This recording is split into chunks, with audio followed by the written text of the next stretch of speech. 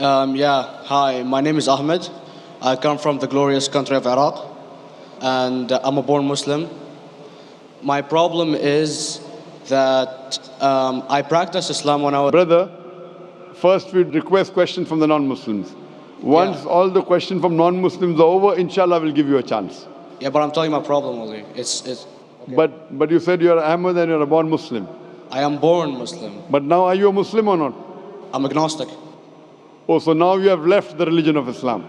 Yeah, I'm confused. Okay, fine. If you have left the religion of Islam, you can ask the question, brother. Okay. So my question is, how come I don't have the faith that you and the other Muslims have and some of my friends, even though I practiced Islam a lot and I even did Umrah, but I still do most of the sins that are forbidden in Islam, and I sometimes am lazy to do the prayer and the other subjects we have to do in Islam. I have read many books and about other religions and conspiracy theories and documentaries and such. I even have seen your own videos on YouTube, and there are many questions that go around my head about Allah and the Messenger and Muslims in general. And basically the most important question is, you said in one of your debates or questions that Allah is the creator and He's uncreated. But I have realized, how can the uncreated exist? And if He exists, how can we notice Him? How can we see Him or hear Him or feel Him or know of His existence if He's uncreated in our own dimension or so? That's one of the questions. Brother Ahmed said that he is a born Muslim. He comes from Iraq. He read the Quran, he read the books, but he commits many sins. He believes, maybe sometimes he's agnostic, and he's lazy for praying. Brother, before I answer your main question, if you do sins and if you're lazy for praying, that does not make you a non-Muslim. As long as you believe that praying is fard, sometimes you miss, it's a sin. It's a major sin that you sometimes don't pray, but that doesn't make you a non-Muslim. If you say praying is not required, then you're doing kufr. But if sometimes you do sin, sometimes minor sin, sometimes major sin, it is haram, it's forbidden, but that does not throw you outside the fold of Islam. There are sometimes waswasa of the shaitan asking you, you're a Muslim, but this is wrong in Islam, this is wrong. And it does deviate the person's mind. At that time, maybe your iman may be low. But these things should not make you consider that you're non-Muslim. Regarding a question that I mentioned in my speech, and you're right, that Almighty God is the creator, but He Himself is uncreated. You ask the question, how can the uncreated, how can we see the uncreated, and how it's possible? Allah subhanahu wa ta'ala is Khaliq, is the creator. And by definition, He's uncreated.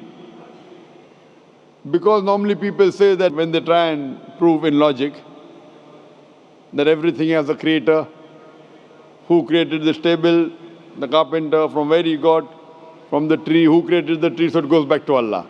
So when many of the people try to convince an atheist, they try and say that everything has a creator, and then they get trapped when the atheist asks him who created Allah. So if you hear my tapes, I never go that way. I ask the atheist that how did you come to know about the universe? How did you come to know about the functioning of the stars, of the sun? And he says, and goes back, that the creator. So it's the vice versa. So if you know how to deal with logic, you don't trip over this problem with the atheist trap, the Muslims or the believers, by saying who created Allah. By definition, Allah is uncreated. And if you ask the question, who created Allah? If you have heard my tapes, I give the reply, that suppose a person comes and says that my brother John. Yeah, I know, I saw that, I heard that's funny, but I mean, how does he exist if he's uncreated? Not that is Allah. Yeah. That's the difference between you and Allah. How does he exist? Means he was existing. He doesn't have a beginning. You and I have a beginning, that's human being. So that's the difference between us and Allah. You can't say that Allah has to be like us. If Allah is like you and me, why should we worship Him? I see, but have you heard of the phenomenon, the Big Brother, used by various orders and political agendas to control the people and such by implementing it into multiple gods, and then later on it became a monotheistic religions all over the world to make it easier for Big the Brother, people to... sorry, I've never heard of the religion Big Brother. It's not a religion, it's like a theory, an idea, basically. For What does it say? Yes? What does this idea say? What does it say? Is that when you have a big brother, it's easier for you to live life. When you have someone watching you the whole time, understanding you the whole time, protecting you the whole time, being with you the whole time, and you can talk to him, although he never talks to you back, maybe in your dreams, do it to your mind and such, it's easier for you to live. While a human who does not have a big brother and is not easily controlled into doing so and is having complete freedom is a danger for the major ruling powers and such. What does this say? I don't understand. Big Brother may be there, Big Brother may not be there. What does it have to do with Islam and God? What does it have to do? Because basically Allah is watching you the whole time. So you want to say that Allah is like a big brother? Indeed, you use him for your protection so you won't be scared. You know what I mean? See, this is the hypothesis. Hypothesis. If you have heard, how do I convince an atheist? If you have heard my answer, that you said that you're agnostic, you're atheist. Yeah. So first thing I do to an atheist is I congratulate him. What? I congratulate him. Have you heard my answer of atheist? Yeah, you congratulate them and stuff. But I haven't seen your debates with the atheist. I just saw your answers on some questions. Fine, so you haven't seen the answer of atheist? No, but I've seen your debate with David William Campbell. And David William Campbell is not an atheist. Yeah. Now, when an atheist tells me he does not believe in God like your theory of Big Brother, yeah, and if you believe in that theory, I will ask you, first thing I do to the atheist, I congratulate him. You know why? Yeah, because they think and they don't follow what their parent does and such stuff like that. No. I congratulate him because he is not doing blind belief. The other people are doing blind belief. He is a Christian because father is a Christian. He is a Hindu because father is a Hindu. Most of the Muslims are Muslim because father is a Muslim. He is thinking. He says there is no God. He has said the first part of the Islamic Shahada, La ilaha. The reason I congratulate him is because he has said the first part of the Islamic Shahada, Islamic Creed, La ilaha. The only thing I have to do is illallah, which I shall do inshallah. So if you have heard my answer, an atheist becomes an atheist because he believes in science, he believes in logic. Or I ask him that if an equipment is bought in front of him, which no one in the world has ever seen, and if the question is asked, that who will be the first person who will be able to tell you the mechanism of this new equipment? What is the answer? Of course, he's going to tell you the producer or the maker of this equipment. Creator, producer, maker. So when we ask him questions that how did this universe come into existence, he will talk about the Big Bang. This what we're going to talk is already mentioned in the Quran 1400 years ago in Surah Anbiya chapter number 21 verse number 30. Avalam yaral lazina kafaru anna samawati wal arda kanat ratkum fataqnahuma. Do not the unbelievers see that the heavens and the earth were joined together and we clove them asunder. This what you came to know 50 years back is mentioned in the Quran 1400 years ago. Who could have mentioned that?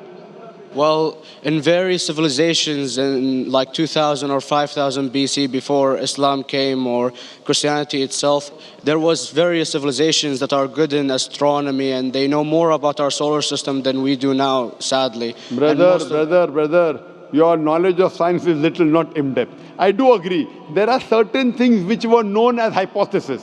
For example, we came to know, we were proved that the earth was spherical in 1577. I know that in 6th century BC, there were Pythagoras who believed that the earth was spherical.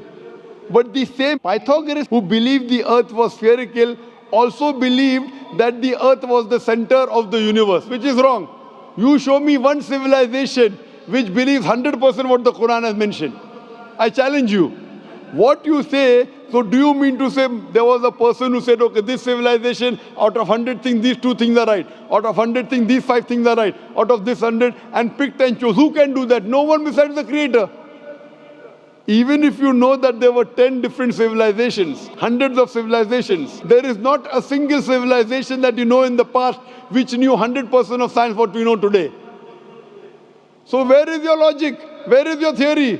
I do know that certain things were hypotheses which were proved later on. But there is not a single civilization which knows everything what is mentioned in the Quran. So the answer goes back to the original question, who could have collected this in the Quran?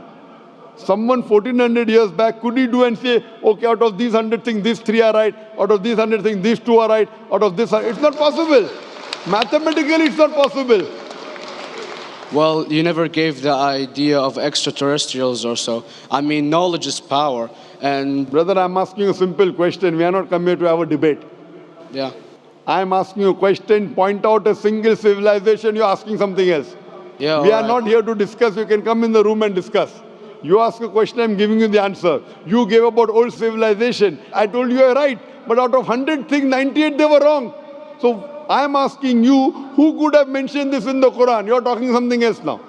Yeah, well, I'm asking a simple question, 2 plus 2 equal how much? You are saying, I'm telling you 3 multiplied by 3 is how much? I'm asking a name, you're telling that where do you live? I'm asking a simple question, name me a single civilization which has everything what was mentioned in the Quran. Do you know of any or not? Yes or no? Well, not everything, of course. Even not 10%? Why? Babylon knows of most of the planets and such. Planet is not the only thing mentioned in the Quran. There are 1,000 things mentioned in the Quran. To say what 1,000 things are mentioned in the Quran, 10% would be equal to 100 things. Did Babylonian civilization knew about 100 things mentioned in the Quran? No, because they don't have the They knew 5 or 6 things. In percentage-wise, very small. So, of course. Who can be the author of the Quran besides the creator to know what is right, what is wrong? Today, science has established the hypothesis mentioned by Babylonian so many centuries back is today proven. So these were hypotheses in the past, which out of them many have been rejected, some have been accepted. So to collect all which is 100% correct has to be from the creator and no one else. Hope that answers the question. Yeah.